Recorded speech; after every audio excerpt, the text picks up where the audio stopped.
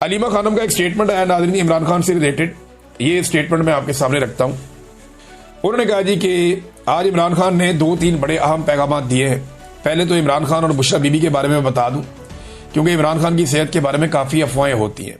इमरान खान की सेहत माशाल्लाह बहुत ज़बरदस्त है, वो बिल्कुल अच्छी सेहत में है और उनको कोई ऐसा मसला नहीं है। सिर्फ ये है कि हमारी फैमिली ने दरख्वास्त डाली है कि उनका मुकम्मल चेकअप हो, क्योंकि लोग कह रहे हैं कि हो सकता है उनको कुछ दिया गया हो, इसलिए हम मेडिकल चेकअप उनका मुकम्मल करवाना चाह रहे हैं। हाँ, बुशरा बीबी की तबीयत अच्छी नहीं है, उनको चक्कर आ रहे हैं कुछ दिनों से, और उनके लिए आज एप्लीकेशन डाली गई है कि एक स्पेशलिस्ट डॉक्टर आकर उनका मुआयना करे, लेकिन डॉक्टर ने कोई खास ऐसी बात नहीं बताई। तो इसलिए आज बुशरा बीबी के लिए एप्लीकेशन डाली गई है कि स्पेशलिस्ट आकर उनका मुआयना करे, क्योंकि चलते वक्त वो कहती हैं कि मुझे चक्कर आते हैं और उनके लिए अब हमें डॉक्टर चाहिए। ये तो हो गई उनकी सेहत के बारे में दोनों की बात। आगे जो इमरान खान ने जहां से शुरू किया और उन्होंने बड़ी ताकीद करके मुझे कहा और मुझसे पूछा, क्या आप उनको बताते नहीं हो कि ये इमरान खान का पैगाम है? मैंने कहा मैं बताती हूं कि ये इमरान खान का पैगाम है। तो कहते हैं फिर आप को क्यों अटैक करते हैं? मैंने कहा ताकि आपकी आवाज़ बंद हो जाए। इसलिए उन्होंने कहा ये यहां से शुरू करो कि जो मैं कह रही हूं वो इमरान खान का पैगाम है। अच्छा, ये इमरान खान साहब ने कहा कि बाहर जब आप जाती हो आपके साथ जो बदतमीजी करते हैं, कभी कोई सहाफ़ी छोड़ दिया, कभी कोई और बंदा छोड़ दिया, कभी कोई अंडा मार दिया, तो आप बताती नहीं हो ये बात इमरान खान ने की है। वो कहती है मैं बताती हूँ, लेकिन आपका पैगाम वो बाहर नहीं आने देना चाहते। तो इमरान खान ने कहा कि अब यहां से शुरू करना जाके कि जो मैं कह रही हूँ वो इमरान खान ने कहा है या ये इमरान खान का पैगाम है। इससे उन्होंने शुरू किया कि 1971 में एक सानिया हुआ जिसके अंदर एक शख्स जो जनरल याया खान था, इस वक्त वो इंचार्ज था, मार्शल लॉ इसका था, और पाकिस्तान, मशरकी पाकिस्तान और मगरबी पाकिस्तान दोनों अलग हो गए। कहते हैं कि इस साने के बाद एक हाई लेवल कमीशन बना जिसको हम हमूद रहमान कमीशन कहते हैं। इसके अंदर chief justice of Pakistan, Sindh high court और पंजाब हाई कोर्ट के चीफ जस्टिस इस कमीशन को हेड कर रहे थे। 4 साल उन्होंने लगाए। तहकीकात में कई 100 लोगों को उन्होंने इंटरव्यू किया। उनकी एडवाइजरी टीम में एयरफोर्स, आर्मी और नेवी के नुमाइंदे शामिल थे जिन्होंने उनकी मदद की ये रिपोर्ट तैयार करने में। और इसकी जो फाइनल कंक्लूजन थी उसमें यह था कि जो जनरल याया खान था उसने अपनी ज़ात के लिए, अपने इक़्तिदार को लंबा करने के लिए ऐसे फैसले किए जिनकी वजह से पाकिस्तान टूटा।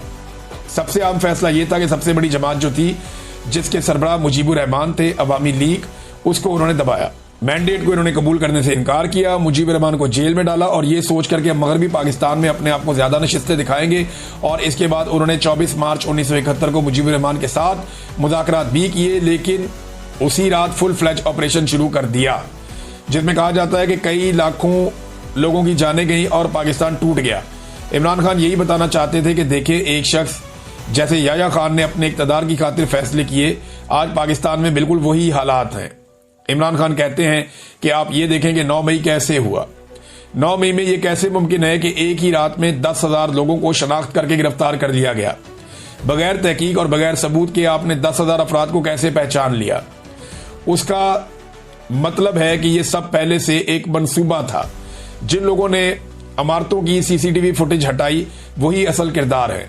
इमरान खान के मुताबिक जनरल आसिम मुनीर ने यह सब कुछ इसलिए किया ताकि पीटीआई को खत्म करने की शुरुआत हो।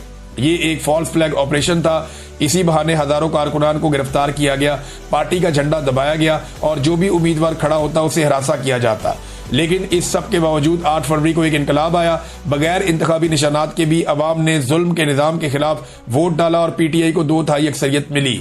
मगर अगले ही दिन 9 फरवरी को पूरा इलेक्शन चोरी कर लिया गया। इमरान खान याद दिलाते हैं कि कमिश्नर रावलपिंडी ने खुद कहा था कि मेरा जमीर गवारा नहीं करता, 50-50 हजार वोटों पर पीटीआई जीत रही थी, लेकिन हमने इनके नताइज बदल दिए। बाद में बताया जनाब कमिश्नर का दिमाग खराब हो गया, फिर उसे गायब कर दिया गया। आज कोई मीडिया पूछता ही नहीं वो कहाँ है।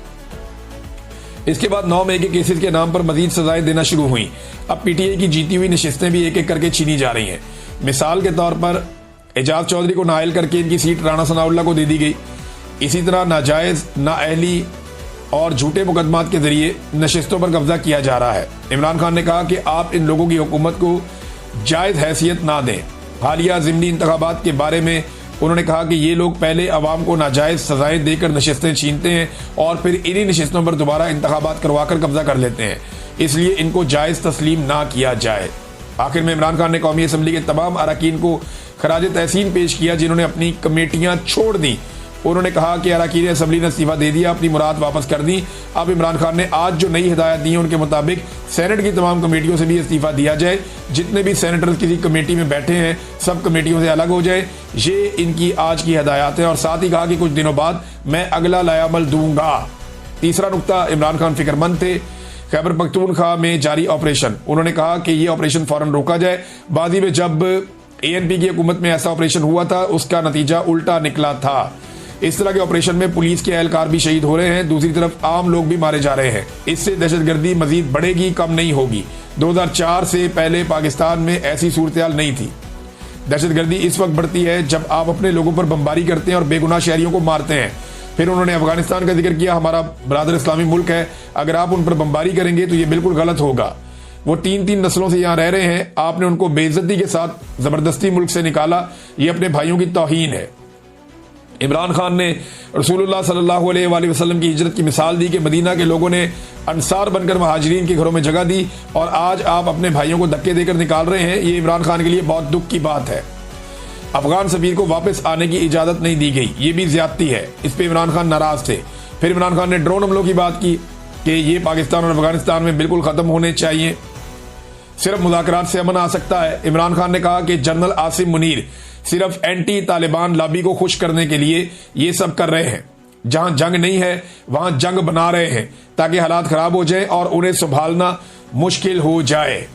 इमरान खान ने कहा कि तमाम MPAs और MNAs इसके खिलाफ मिलकर आवाज उठाएं और अमन कायम करने के लिए खड़े हों। सैलाब मुतासरीन के बारे में इमरान खान साहब ने कहा कि लोग एक तरफ सैलाब का सामना कर रहे हैं और दूसरी तरफ ऑपरेशन का। ये बहुत बड़ा जुल्म है। जिम्मेदारी आप सब पर है कि मिलजुल कर इसका हल निकालें ताकि खैबर पख्तूनख्वा में अमन कायम हो। ये नाज़रीन अलीमा खानम ने इमरान खान साहब का पैगाम पहुंचाया और अली अमीन गंडापुर साहब को इमरान खान साहब ने इससे पहले कहा था कि आप पहुंचे अफगानिस्तान। तो जब उनके सामने बात रखी गई तो गंडापुर ने आज बहुत अजीब बात की।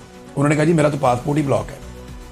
ये एक सूबे का वजीर आला है, करोड़ों का मैंडेट है और हुकूमत मौजूद है और जनाब ये आज बता रहे हैं इतने लंबे अरसे के बाद कि मेरा पासपोर्ट ब्लॉक है।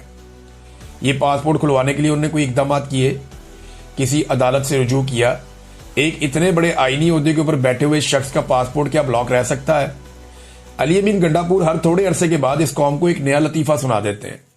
कभी वो कहते हैं मैंने इतने सारे पहाड़ क्रॉस किए जो कोई SSG कमांडो भी नहीं कर सकता। ये काम क्योंकि मैं वहां पे 2 साल इन पहाड़ों पे चढ़ता रहा हूं और बहुत सारे दोस्त हैं जो वहां पे ट्रेल के ऊपर जाते हैं, वो कहते हैं ये ह्यूमनली पॉसिबल नहीं है। सुपर ह्यूमन बीइंग भी, सुपरमैन भी ये नहीं कर सकता जो अली अमीन गंडापुर ने कर दिया। फिर 8 जिले क्रॉस करके वापस वो पहुंच गए और IG से डर के वो सारी रात बारिश में छुपे रहे। ये अजीबोगरीब किस्म की बातें अली अमीन गंडापुर हमें बताते हैं। फिर डी चौक से बुशरा बीबी को ले जाने की कहानी जो उन्होंने सुनाई वो भी किसी को समझ नहीं आती आज तक। और अब उन्होंने एक नई कहानी सुना दी कि मेरा पासपोर्ट ही ब्लॉक है। यार ये कैसे हो सकता है? एक वजीर आला का पासपोर्ट ही ब्लॉक है और वो खुलवा नहीं पाते। देखिए ये तो एक बहुत बड़ा मजाक है कि एक वजीर आला का पासपोर्ट ब्लॉक है। उससे बड़ा मजाक ये है कि वो वजीर आला शिकायत लगा रहा है कि जी मेरा पासपोर्ट ब्लॉक है। और 20 वजीर आला के पास इतना इख्तियार है और इतनी ताकत है, एक आईनी होता है कि इसका पासपोर्ट तो 10 मिनट के अंदर वजीर दाखिला को खुद